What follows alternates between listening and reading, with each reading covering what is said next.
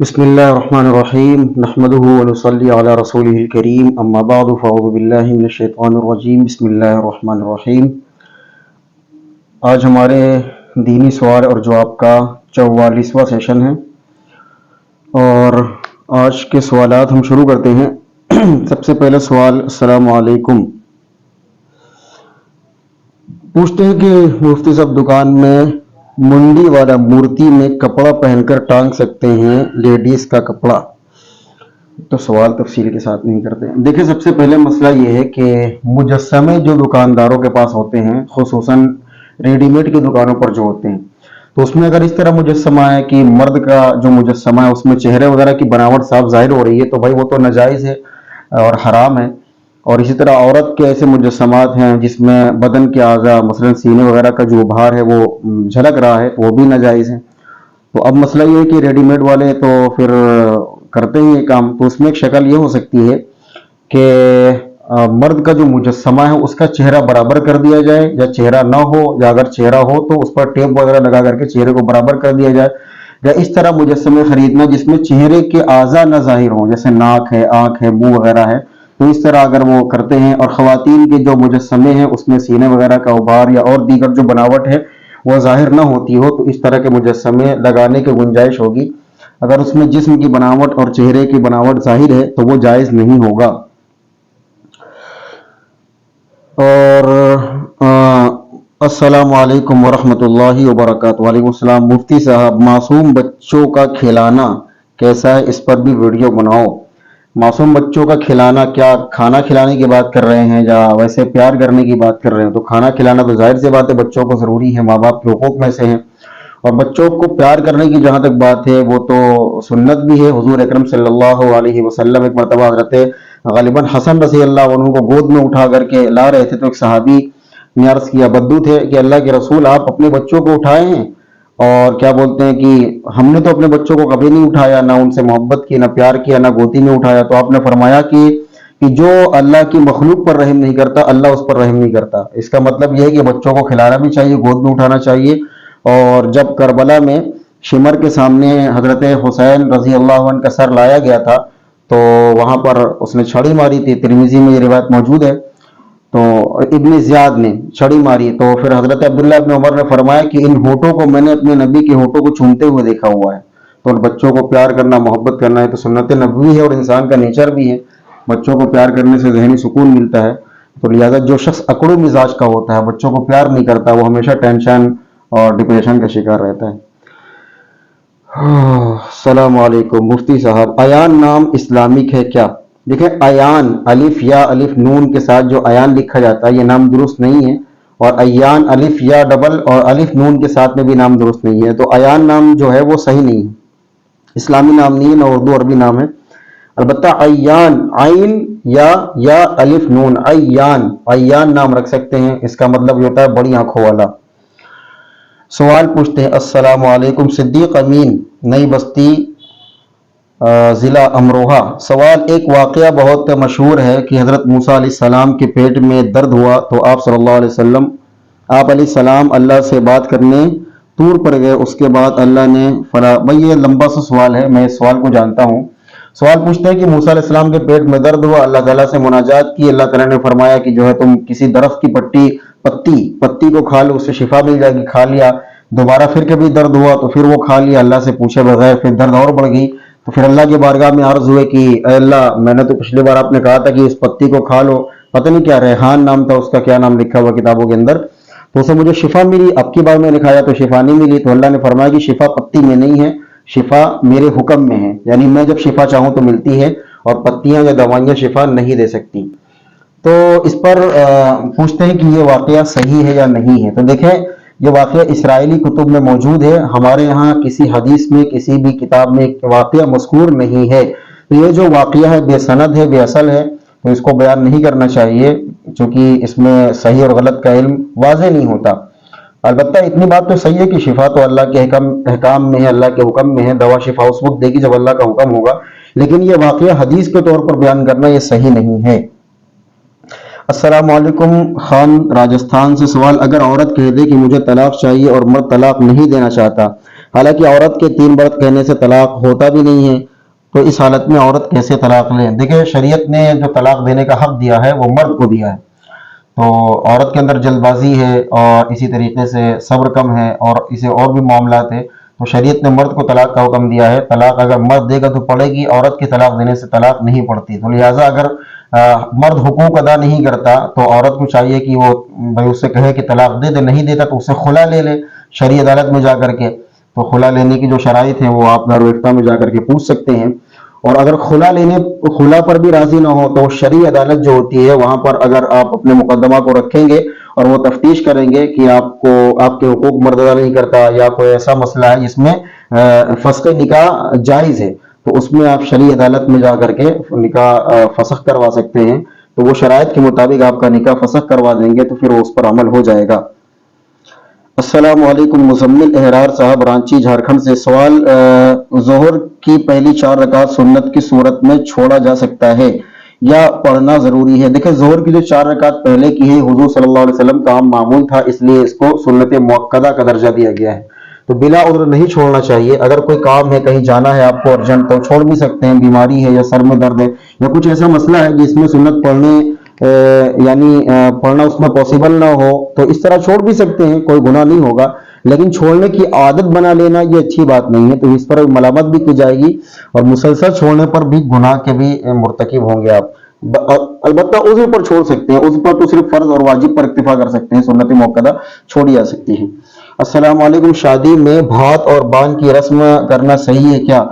نیم محمد محسن جو جے پور راجستھان تھے۔ دیکھیے بات کی رسم اللہ جانے کیا ہوتی ہے، نکاح میں نکاح ہے اور مہر ہے، بھائی نکاح کا جو پروسیس ہے وہ، اس کے بعد ولیمہ ہے، اس کے بعد تیسری کوئی چیز نکاح میں نہیں ہے، تو جتنی چیزیں ہیں نکاح اور ولیمہ کے علاوہ یہ سب بے اصل، شریعت کے سے کوئی تعلق نہیں ہے، اس کا رواج بنانا یہ بھی ٹھیک نہیں ہے، تو اس لیے نکاح ہو عورت کا اور مرد کا اور اس کے بعد ولیمہ مرد کی طرف سے ہو، یہ سنت ہے، اس کے علاوہ کوئی چیز بھی سنت اور شریعت نہیں ہے۔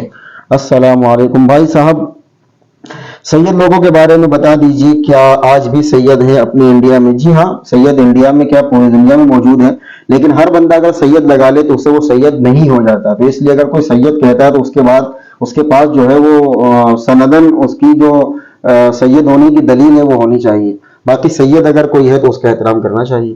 السلام علیکم مفتی صاحب، میرا نام فیضان صدیقی، سدھارتھ نگر فرید آباد سے۔ کوشچن یہ ہے کہ میرا نام میرے نانا نے عبد الرشید رکھ دیا بچپن میں، اور عقیقہ، حقیقہ نہیں ہوتا عقیقہ ہوتا ہے، AQIQA عقیقہ یا AQEE عقیقہ، آپ نے حقیقہ لکھا ہے، کروا دیا۔ میرے ابو نے فیضان رکھ دیا اور میرے سارے ڈاکومنٹس میں فیضان نیم سے ہے، نومبر میں میرا نکاح ہے، تو کیا فیضان نام یوز کر سکتے ہیں دوبارہ عقیقہ کروا کر، یا پھر عبد الرشید پہ ہی کرنا پڑے گا نکاح؟ دیکھیں بھائی، عقیقے کا نکاح سے کوئی تعلق نہیں ہے، عقیقہ الگ سنت ہے اور نکاح الگ سنت ہے، تو عقیقے میں نام لینا بھی جو ہے فرض نہیں ہے، تو صرف نیت سے عقیقہ ہو جاتا ہے، تو آپ کا نام، آپ کا عقیقہ عبد الرشید پر ہوا ہے، نکاح فیضان پر ہوا، وہ بھی ٹھیک ہے۔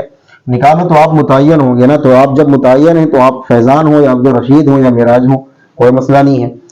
البتہ یہ کہتے ہیں کہ کیا نیا عقیقہ کروا کر کے نکاح کرنا پڑے گا؟ تو دیکھیں نکاح کے لیے عقیقہ بھی شرط نہیں ہے، اگر کسی کا عقیقہ نہیں ہوا ہے تو اس کا بھی نکاح جائز ہے، کسی بھی نام سے کروا لو، فیضان نام سے کروا لو زیادہ بہتر ہے، چونکہ آپ کے ڈاکومنٹ اس کے موجود ہیں۔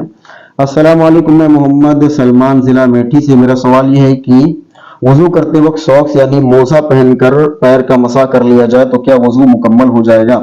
دیکھیں جو پتلے موزے جو ہے لینن کے یا اور اسی طریقے سے کاٹن کے آتے ہیں اس پر تو مسح نہیں ہوگا، البتہ اگر چمڑے کے موزے ہیں تو اس پر مسح ہو سکتا ہے، یا وہ موزے جن پر چمڑے کا تلا لگا ہوا ہو، یا اونی یا سوتی کاٹن کے موزے اتنے موٹے ہوں کہ آپ 4-5 کلومیٹر چلے وہ پھٹے نہ، تو اتنے موٹے ہوں کہ پانی اندر جا ہی نہیں سکتا ہو، تو اس پر بھی مسح ہو جائے گا۔ عام کاٹن کے جو موزے ہوتے ہیں اس پر مسح جائز نہیں ہوگا۔ السلام علیکم ورحمۃ اللہ، یہ بھائی اس کا جواب میں نے وہیں پر دے دیا تھا۔ ویل چیئر یا کرسی پر بیٹھ کر نماز پڑھتے وقت کیا جا نماز بچھانی ضروری ہے یا ایسے ہی پڑھ سکتے ہیں؟ دیکھیں نماز پڑھنے کے لیے زمین کا پاک ہونا ضروری ہے، جگہ کا پاک ہونا ضروری ہے، تو اگر جگہ پاک ہے جہاں پر نماز پڑھ رہے ہیں تو اس میں جا نماز بچھائیں تو بھی ٹھیک ہے، نہ بچھائیں تو بھی ٹھیک ہے، جگہ کا پاک ہونا اصل ہے، جا نماز اصل نہیں ہے۔ السلام علیکم مفتی صاحب، میرے ابو کو آئی کا آپریشن ہوا ہے تو ڈاکٹر کندھے سے نہانے کو بولا ہے، تو اس صورت میں نہانا اور وضو کا کیا طریقہ ہوگا، پلیز ذرا ڈیٹیل میں بتاؤ۔ دیکھیں اگر آئی آپریشن ہوا ہے آپ کے والد صاحب کا، تو اگر ڈاکٹر نے منع کیا ہے کہ آنکھ پر پانی نہ پڑے، تو اس میں ایک شکل یہ ہے کہ اگر سر کو دھونا پاسبل ہو گرا کر کے تو سر کو دھو لیں، باقی فیس کا مسح کر لیں اور پھر اس کے بعد پورا غسل کر لیں کندھے سے۔ اگر سر کا بھی دھلنا پاسبل نہ ہو، آنکھ میں پانی جانے کا خدشہ ہو، تو آپ پانی میں ہاتھ کو بھگو کر کے پورے سر کا مسح کر لیں، پورے چہرے کا مسح کر لیں، اس کے بعد باقی جو اعضاء بچتے ہیں کندھے سے اس سے آپ غسل کر لیں تو انشاءاللہ آپ پاک ہو جائیں گے۔ السلام علیکم، محمد سیف لکھنؤ سے۔ کسی دوسرے مسلک کے امام کے پیچھے نماز ہو جاتی ہے؟ اگر ہو جاتی ہے تو کس مسلک کے امام کے پیچھے ہوتی ہے، ڈیٹیل میں سمجھا دیجئے۔ دیکھیں مسلک کیا ہوتا ہے، سب سے پہلے تو اس کی ڈیفینیشن آپ کو سمجھنی چاہیے۔ اگر صرف رائے کا اختلاف ہے فقہی مسائل میں تو پھر کوئی حرج کی بات نہیں، کسی کے پیچھے بھی نماز پڑھ سکتے ہیں۔ البتہ کسی کے عقائد کفریہ ہوں تو ان کے پیچھے نماز پڑھنے کو ہم کیوں جائز کہیں گے، یا کسی کو ایسے عقائد ہو جو اہل سنت والجماعت سے خارج ہو تو اس کے پیچھے بھی نماز پڑھنے کو ہم فتویٰ نہیں دیں گے۔ البتہ صرف رائے کا اختلاف ہو، فقہی مسائل کے اختلاف ہو تو اس کے پیچھے نماز ہو جائے گی بہرحال، تو اس میں کوئی حرج کی بات نہیں ہے۔ مثال کے طور پہ اب میں آپ کو موٹی موٹی بات بتا دیتا ہوں، کسی کا عقائد شرکیہ ہیں، مزاروں کو سجدہ کرتا ہے، اللہ کے رسول کو کلی طور پر عالم الغیب مانتا ہے، اللہ کے رسول کو اللہ کی طرح حاضر ناظر مانتا ہے، تو وہ تو شرک ہے، تو وہ تو دائرہ ایمان سے ہی خارج ہے، دائرہ اسلام سے ہی خارج ہے، تو اس کے پیچھے نماز پڑھنے کی گنجائش کیا ہوگی؟ البتہ صرف بدعات میں ہے مبتلا ہے، مثلا فاتحہ، قرآن خوانی، چادر گاگر وغیرہ وغیرہ، تو اس کے پیچھے بھی نماز ہو جائے گی لیکن مکروہ ہوگی چونکہ بدعات کا مرتکب ہے۔ لیکن اگر عقائد میں کفر یا شرک شامل ہے تو پھر اس کے پیچھے نماز نہیں ہوگی۔ اسی طریقے سے بعض لوگ صحابہ اکرام کو برا بھلا کہتے ہیں، صدیق اکبر کو غاصب کہتے ہیں، اور اسی طرح عمر فاروق کو بھی جھوٹا اور نعوذ باللہ کیا کیا بولتے ہیں، ان کے پیچھے بھی نماز پڑھنے کی ہم ہرگز اجازت نہیں دیتے۔ تو جو جن کے عقائد کفریہ شرکیہ یا صحابہ کے بارے میں ان کے عقائد ٹھیک نہیں ہے تو ان کے پیچھے تو بالکل نماز پڑھنے کا ہم فتویٰ نہیں دیں گے۔ البتہ جو فقہی رائے کا اختلاف ہو، مثلا کوئی نیت یہاں پر باندھتا ہے، آپ نیت نیچے باندھتے ہیں، تو دونوں کی نماز ایک دوسرے کے پیچھے ہو جاتی ہے۔ اسی طرح اور بھی جو مسائل فقہی مسائل ہیں ان میں نماز ہو جاتی ہے۔ تو آپ یہ طے کریں کہ آپ سامنے والے امام کو کیسا پاتے ہیں۔ اگر وہ عقیدے میں شرک کی ملاوٹ ہے تو اس طرح جو ہے اس کی نماز نہیں ہوگی۔ اگر شرک کی ملاوٹ نہیں ہے، صرف عام گناہ ہے، چھوٹے موٹے گناہ ہے، یا مسائل کا اختلاف ہے، یا اسی طرح سب بدعتی ہے، تو اس کے پیچھے بھی نماز نہ پڑھیں، لیکن نماز پڑھیں گے تو ہو جائے گی۔ السلام علیکم، سوال یہ کہ لوگ نبی کریم صلی اللہ علیہ وسلم کے صدقے میں دعا مانگتے ہیں کہ اللہ ہمیں نبی کریم صلی اللہ علیہ وسلم کے صدقے کے طفیل میں حلال رزق عطا فرما، تو کیا اس طرح دعا کرنی صحیح؟ جی ہاں، صدقہ اور وسیلہ تو جائز ہے، البتہ اللہ سے ڈائریکٹ مانگیں، چونکہ اللہ فرماتے ہیں کہ ادعونی استجب لکم، مجھے پکارو میں تمہاری سنوں گا، تو ڈائریکٹ مانگنے میں زیادہ فائدہ ہے۔ البتہ کسی بزرگ کا، کسی نبی کا وسیلہ لگا سکتے ہیں، جائز ہے، حرام نہیں ہے۔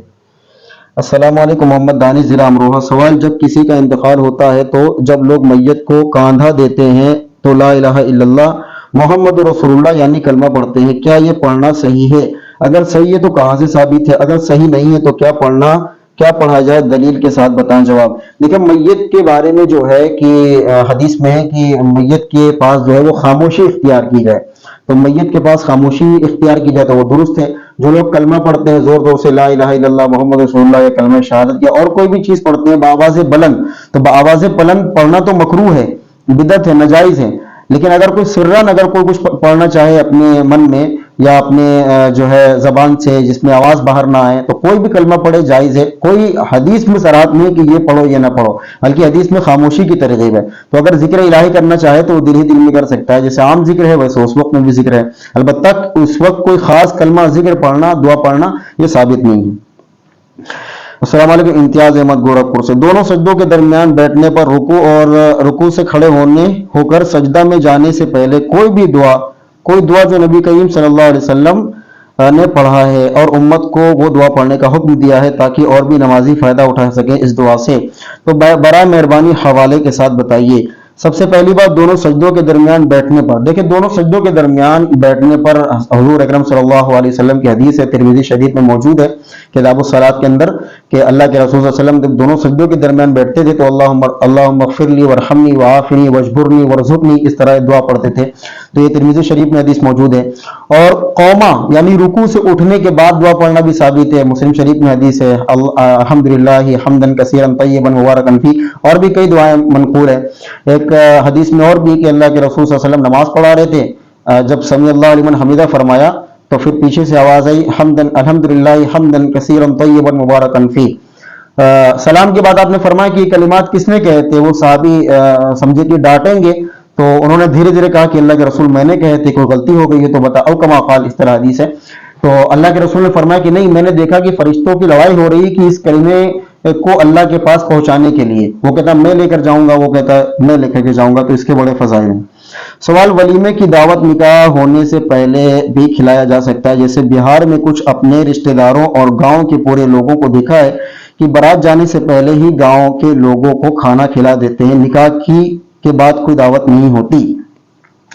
देखिए, वलीमा सुन्नत है और वलीमा लड़के की तरफ से होना चाहिए। वलीमा नाम ही निकाह की खुशी है, तो जब निकाह हुआ नहीं तो वलीमे का क्या मतलब है। तो वलीमा निकाह से पहले अगर कोई दावत देगा तो वो आम दावत होगी, वलीमे का ना उससे सवाब मिलेगा ना उसको वलीमा कहा जाएगा।